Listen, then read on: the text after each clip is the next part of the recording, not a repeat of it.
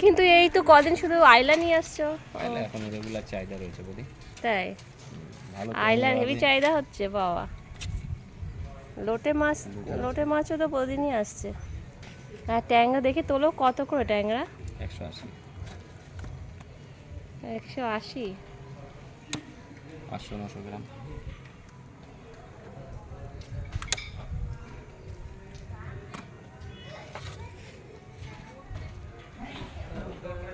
একটা ট্যাংরা মাছের ওয়েট কত হবে?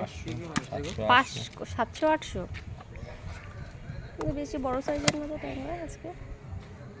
ওইগুলো একটু দাম বেশি না? ওই ওই ট্যাংরাগুলো ওগুলো 400-450 সেদিন নিয়ে এসেছিল।